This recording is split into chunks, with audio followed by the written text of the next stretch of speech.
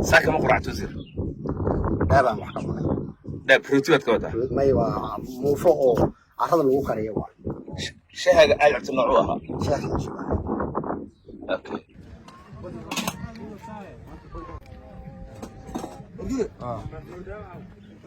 وزيرka gaashaandhigga la jooga baadiyaha gobolka galgaduud weeyaan waxaan rabaa wasiir hal daqiiqo inaad ku soo koobto cabdiqaadir maxamed noloshan aad ku jirto maxay ka dhigan tahay بسم الله الحمد لله والصلاة والسلام على رسول الله بعد هرتا نطاشة ونولشان ونولشة عسكري والبوء صوماليات ونقول هاي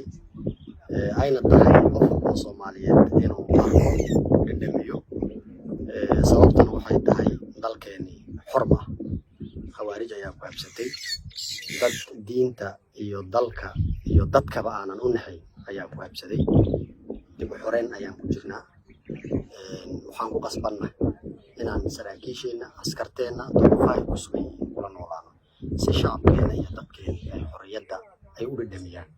deegaankan hadda aan joogno shacabka markaad la sheekeysatid xanuun badan ay kaaga sheekeynayaan oo diintooda qusayso xoolahooda qusayso naftooda qusayso marka waxaan rabaa in qof walba oo Soomaaliyeed oo qori qaadi kara oo dagaalami kara oo nimanka iska dhicin kara inuu soo garab istaago ciidanka dalka Soomaaliya soo garab istaago dawladdiisa soo garab istaago adiga maxay kaaga dhigan marka adiga أنا واحد يقدر tahay beelagu hadda wasiirkii gaashaandhigga aan ahay askarteydii iyo nolosha ay ku sugan yihiin inaan ka qayb qaato oo ka mid noqdo iyaga oo aan maaragtaa la noolaado waaye maaragtaa ay iga dhigan tahay inaan dalkayga iyo dadkayga u adeegayo mas'uuliyadda lagu soo aaminayna ilaa meesha ugu dambayso askariga Soomaaliyeed taagan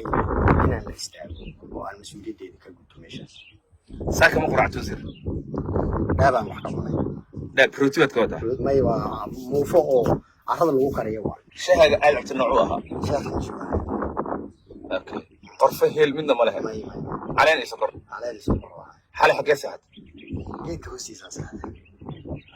جودر ما كوسة حتى مسكت ديفت ما كتيف انا قصه ساكن مسخول ماهيش